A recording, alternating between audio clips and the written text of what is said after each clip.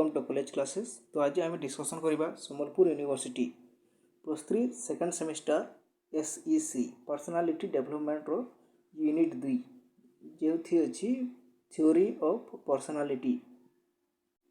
तो let's start. आम जानिदेवा व्यक्तित्वर सिद्धांत कौन।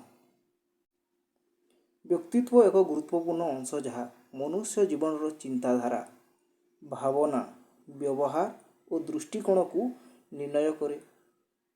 व्यक्ति क्योंपरि आचरण करे कहीं एभली करिथाए एवं तांकर व्यक्तित्व किपरि गठित हुए यही सब प्रश्नर उत्तर देवाई विज्ञान और विभिन्न मनोवैज्ञानिक माने व्यक्तित्व उपरे आलोचना और सिद्धांत प्रस्तुत करुछंती। पूर्व भिडियो आम बुझीला व्यक्तित्व गठन कौन, पर्सनालिटी और पर्सनाल अर्थ कौन, यह किपरि गठित होता है। तो आज आम डिस्कसन करवा व्यक्तित्वर सिद्धांत।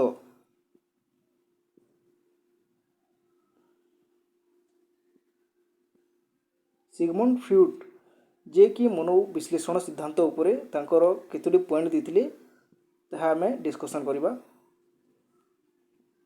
से व्यक्तित्व विकास उपरे तांकर गभीर अध्ययन द्वारा यही सिद्धांत प्रस्ताव करथिले जे मानव व्यवहार और व्यक्तित्व अनेक अंशरे अवचेतन मन बा सबकॉन्शियस माइंड द्वारा नियंत्रित होता है। यही सबकॉन्शियस माइंड कौन, यह हूँ आमर एक अवचेतन मन जहाँ आम आमर निर्दिष्ट आम जो असल अच्छी मस्तिष्क ताहाकु आम व्यवहार न करी आम अवचेतन थिला समय रे यह काम करिथाए। जहाँ शोइबा समय काम करथाए निजे निजे हजम करिबा खाद्य, शोइला बेले गोटे पार्श्वर आ गोटे पार्श्व को जीवा, हाथ गोटे मशा कामुड़े से स्थान को हाथ आपे आपे जीवा, यह हूँ सबकॉन्शियस माइंड रो उदाहरण। से मनुष्य मन को 3 भाग विभक्त करिसंती। कौन कौन सेटा ईड, इगो और सुपर इगो। ईड कौन, ईड होची यह अवचेतन भाग जहाँ आम जन्म ठारू यही भाग मनुष्यर मौलिक इच्छा। मौलिक इच्छा कौन, खाइबा शोइबा आनंद को अनुभव करे, यह तत्क्षणात सुख चाहे। किए तत्क्षणात सुख चाहे, ईड। द्वितीय भागटी है इगो,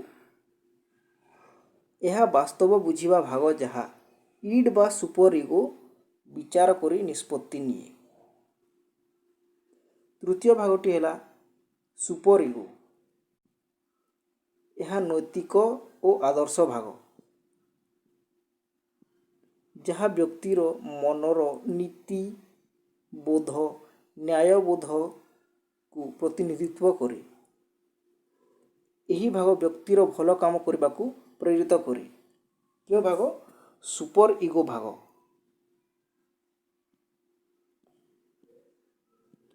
लक्षण सिद्धांत देथिले से कौन अच्छे से लक्षण सिद्धांत बुझी नवा। यही सिद्धांत अनुଯାयी व्यक्तित्व तांकर निजस्व लक्षण उपरे निर्भर करे। लक्षण सिद्धांत कौन, यही सिद्धांत अनुଯାयी व्यक्तित्व तांकर निजस्व लक्षण उपरे निर्भर करे। यही लक्षण गुड़िक है दीर्घकालीन स्थायी अनुकूल आचरण प्रदर्शन करे। कौन कौन सेटा, अभिज्ञता प्रति खोला मन, सृजनात्मक और नूतन जिनिस जानिबार इच्छा। यह क्यों जाऊँगी आम लक्षण सिद्धांत रे। द्वितीय पॉइंट है विवेक, दायित्वशील नियमित संगठित हेबा, बाह्यमुखी एक्सट्रोवर्ट, मिसुआ चंचल आत्मविश्वासी। तो सांगरे सांग माने थिबे जे माने बाह्यमुखी समस्त सहित मिसी जाउथिबे से माने हेले बाह्यमुखी। सहयोग मूलकता, दयालु, भल मने सहयोगी।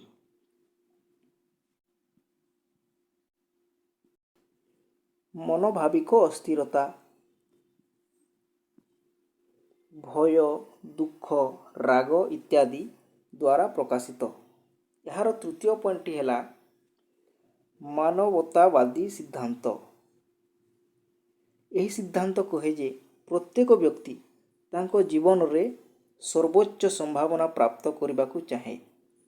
ଏଥିରେ ଆତ୍ମବିକାଶ ଓ ସ୍ୱୀକୃତି ପ୍ରଧାନ ଅଂଶ ଅଟେ।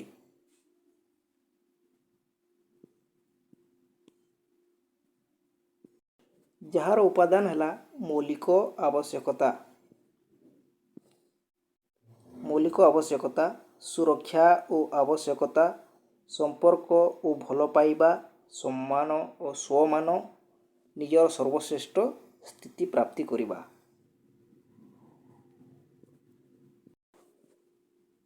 ରୋଜର୍ସ କହିଥିଲେ ଯେ ଜଣେ ବ୍ୟକ୍ତି ଯଦି ତାଙ୍କୁ ନିଜର ଭାବରେ ନିଜକୁ ଗ୍ରହଣ କରିଥାଏ ଓ ଅନ୍ୟମାନଙ୍କ ନିକଟରୁ ନିର୍ଦ୍ୱନ୍ଦ୍ୱ ସ୍ୱୀକୃତି ମିଳେ, ତେବେ ସେ ଏକ ଉତ୍ତମ ବ୍ୟକ୍ତିତ୍ୱ ଗଠନ କରେ। ଏହାର ଚତୁର୍ଥ ସିଦ୍ଧାନ୍ତଟି ହେଲା ବ୍ୟବହାରିକ ସିଦ୍ଧାନ୍ତ। ଏହି ସିଦ୍ଧାନ୍ତ ଅନୁଯାୟୀ ବ୍ୟକ୍ତି ବ୍ୟବହାର ଏବଂ ବ୍ୟକ୍ତିତ୍ୱ ତାଙ୍କର ପରିବେଶ, ଶିକ୍ଷା, ପ୍ରକ୍ରିୟା ଦ୍ୱାରା ଗଠିତ ହୁଏ। ଏଠାରେ ଜନ୍ମଜାତ ଗୁଣ, ଅବଚେତନ ମନକୁ ଗୁରୁତ୍ୱ ମିଳେ ନାହିଁ। କେଉଁଥି? ବ୍ୟବହାରିକ ସିଦ୍ଧାନ୍ତ। ତ ଏହା ଥିଲା ବିଭିନ୍ନ ସିଦ୍ଧାନ୍ତ। ଏହାର ଗୋଟିଏ ଉପସଂହାର ଅଛି ଯାହା ଲଙ୍ଗ କ୍ୱେଶ୍ଚିନ୍ରେ ବହୁତ ଆବଶ୍ୟକତା ରହିଥାଏ। ଉପସଂହାରରେ କ'ଣ ଲେଖିବା? ବ୍ୟକ୍ତିତ୍ୱ ବୁଝିବା ପାଇଁ ଏହା ବିଭିନ୍ନ ସିଦ୍ଧାନ୍ତ ଆମକୁ ଅଲଗା ଦୃଷ୍ଟିକୋଣ ଦେଉଛନ୍ତି। ସମସ୍ତ ସିଦ୍ଧାନ୍ତ ସବୁଠାରୁ ଭିନ୍ନ। ଏହି ଅବଚେତନ ମନକୁ ଗୁରୁତ୍ୱ ଦିଅନ୍ତି। କେହି ନୈତିକତାକୁ, କେହି ଲକ୍ଷଣ କ'ଣ ଗୁରୁତ୍ୱ ଦିଅନ୍ତି, କେହି ଅବଚେତନ ମନକୁ ଦିଅନ୍ତି। ସିଗମଣ୍ଡ ଫ୍ରଏଡ୍ କିଏ ନୈତିକତାକୁ ଓ କିଏ ଲକ୍ଷଣ ଓ କେହି ଅନୁଭୂତିକୁ ଯଥା ସମୟରେ। ଏହି ସମସ୍ତ ଧାରଣାମାନ ଏକ ଦୃଢ଼ ବ୍ୟକ୍ତିତ୍ୱ ବିକାଶ ପାଇଁ ଆବଶ୍ୟକତା। ବ୍ୟକ୍ତିତ୍ୱ ଭଲ ହେଲେ